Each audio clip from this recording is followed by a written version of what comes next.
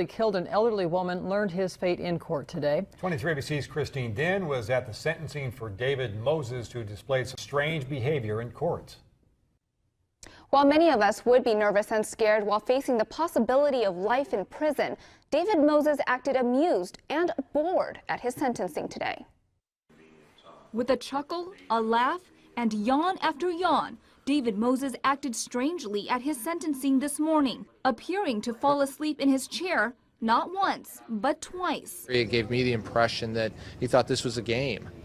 There was just no expression of remorse whatsoever for his actions. Last month, a jury convicted Moses and Katila Nash of first-degree murder in the 2010 killing of 81-year-old Dorothy Sessions. She was inside her Northeast Bakersfield home cooking dinner when the teenagers broke in to burglarize the house.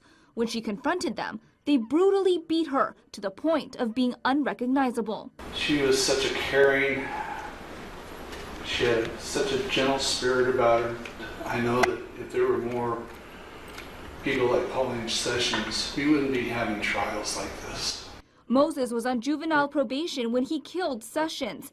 Prosecutor David Wilson says Moses suffered physical, verbal, and emotional abuse growing up, leading to a lengthy criminal history, including sexually assaulting his sister, then a developmentally disabled cousin, and 7 other children while he was in a group home. While Sessions' family said they hope to one day see her again in heaven, Moses' attorney asked the judge for hope as well, in the form of a possibility for parole. To give him that hope for the next 25 years, that he may have an opportunity to be returned to society.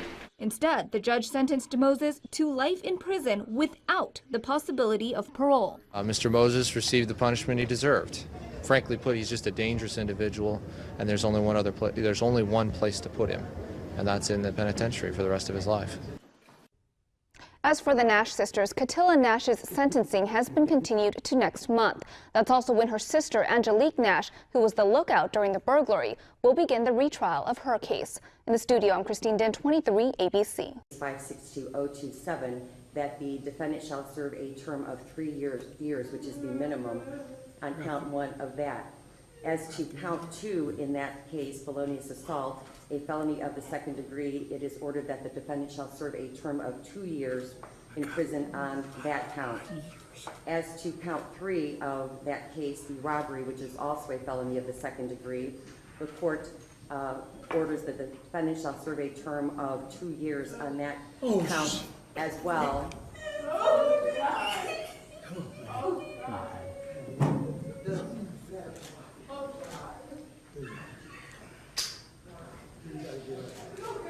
I haven't finished yet. I haven't finished. Tony.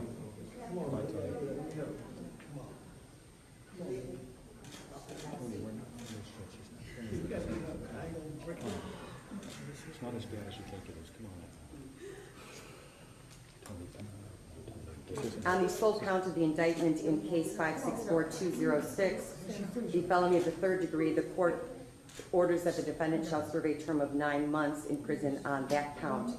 All of these terms are going to be served concurrently, which means that the defendant is, in effect, going to spend 3 years in prison.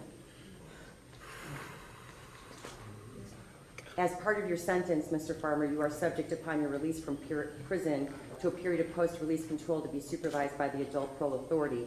On the felony of the 1st degree conviction, this is mandatory and is for a period of 5 years. On the felony 2 convictions, that is felonious assault and robbery, this is a mandatory term and is for a period of 3 years. And on the intimidation of a crime victim, this is for a period of up to 3 years and is discretionary on the part of the Adult Parole Authority.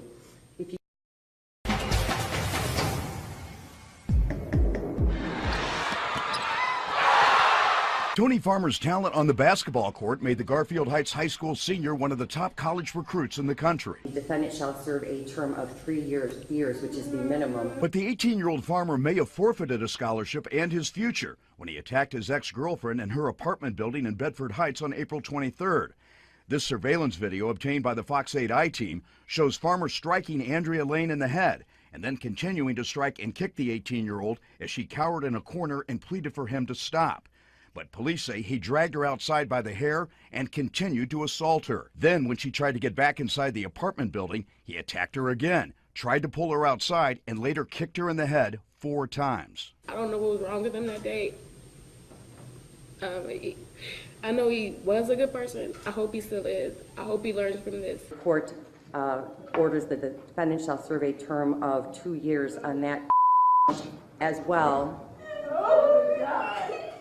Tony Farmer collapsed in court on Tuesday after Judge Pamela Barker sentenced him to 3 years in prison on charges that include kidnapping and felonious assault. And your version was, I got into a fight with my ex-girlfriend. In an interview with the I-Team, Judge Barker says she was not swayed by supporters of Tony Farmer, who asked that she be lenient so that he could pursue a basketball scholarship. She was also not swayed by the victim's request that he not be sent to prison. He really needs help.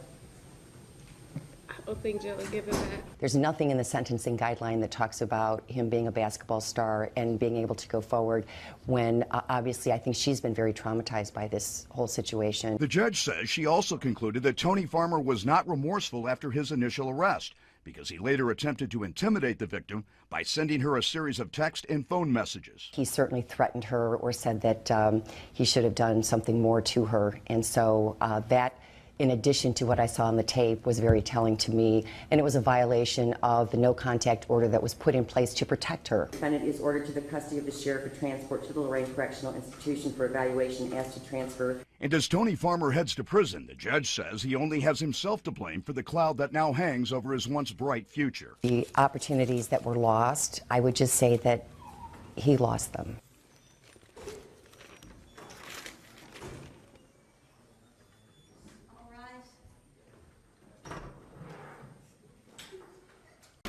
For the next 25 years, that he may have an opportunity to be returned to society. Instead, the judge sentenced Moses to life in prison without the possibility of parole. Mr. Moses received the punishment he deserved. Frankly put, he's just a dangerous individual, and there's only one place to put him, and that's in the penitentiary for the rest of his life. As for the Nash sisters, Katila Nash's sentencing has been continued to next month. That's also when her sister, Angelique Nash, who was the lookout during the burglary, will begin the retrial of her case. In the studio, I'm Christine Dent, 23 ABC.